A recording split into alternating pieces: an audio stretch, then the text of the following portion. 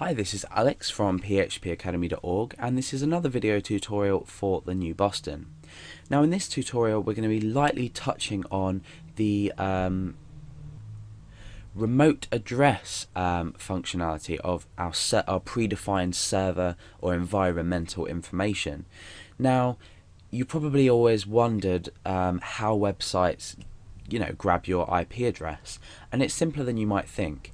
Now in this example, this will grab an IP address, but it won't be reliable, so it's not a reliable way to grab an IP address. So you should definitely not depend on using this method to grab a user's IP. For example, you could have a block list of IP addresses that you want to block from your website, and in this video I'm going to show you how to do this using this method, but I do have another tutorial on how to grab the user's IP in a more reliable correct way. So I've got this file called conf.inc.php, and that's going to contain the dynamic a dynamic variable that's going to be updated based on the user's IP address. So the first thing we're going to do is create that, echo it out in index.php, we're going to preview it in our browser, and then we're going to learn how we could block this IP address. So I'm going to block myself from the website. Okay, so let's start by creating a variable, and I'm just going to call this IP address, and I'm going to make that equal to, we're using the same syntax, so it's $_server. Now inside here we need to type remote underscore, and it's not address like this, but it's a shortened version of address, so it'll be add, yeah, like that, so addr. So we have this remote address in here, which is now corresponding to this variable here, and we can echo that out on PHP, index.php. So the first thing we're going to do, in capitals, so we're going to require our conf.inc.php, and if you haven't already looked at what require or include do, take a look back and you'll find another tutorial on that as well. So we've required our file. Let's just refresh our page to make sure everything's working. Yeah, everything seems to be working. Now what we can do is echo out that variable that we've defined in here. So that's IP_address. So it's IP address. And let's refresh the page. Okay, so at the moment, because I'm running on a local server, you can see that I'm using localhost up here. The IP address is 127.0.0.1, which is a local IP address for every machine. So now, how do we go about blocking me from this? Well, it's absolutely simple.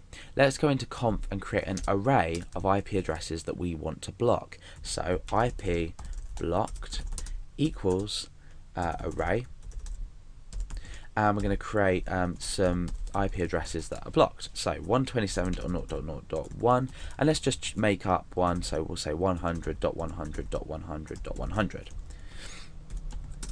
So it's a load of rubbish, but this is the one here that we are going to use as the example. We're going to search through this whole array though.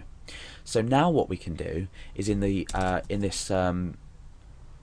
conf file as well, is we could include this in here or our index.php. It doesn't matter whatsoever. Let's do it in index, so it looks a bit neater. So the first thing we want to do is we want to produce some content down here. So I'm going to create a header saying welcome.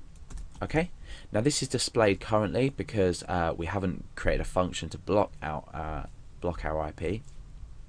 However, up here what I'm going to do is I'm going to start a for each loop, and then I'm going to create my block, and then so what we're going to do inside this for each construct is we're going to take each element of this array and check the current IP address against each one, and then if it does happen to be blocked, we're just going to kill the page. So we're going to use the die or the exit function to kill the page. So for each, and by the way, this should come up the top of your script if you are actually going to use this, but like I said before, this is an unreliable way to grab an IP address. So for each, let's go back to our variable, it's IP_blocked, so for each IP blocked as IP, so this is each IP, so as we run each loop of this, IP will correspond firstly to 127.0.0.1, and then 100, and then 100, blah blah blah. So let's just echo these out so we know that it's working. We'll put a break there, and we'll echo out IP. So let's just refresh the page and see what happens. So we've echoed out both them IPs. So now it's logical that we can come inside here and say if IP is equal to IP address, this is the current IP address of the user, then die. Oh. And then inside here we can write a message. So let's just test it for now. If we refresh, you can see that nothing comes up. That's because we've killed the page at this point, and that's it. We're not displaying this header. We've killed everything after this point. So let's come in here and get rid of this and see if that makes a difference, which it will do. So we can refresh, and you see that we're allowed access to the page. So now let's create a sort of message to the user to let them know that their IP has been blocked.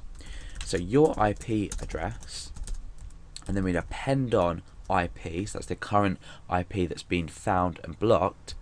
Or no, we can do IP address like that.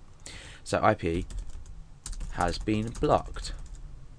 Okay, so now let's refresh.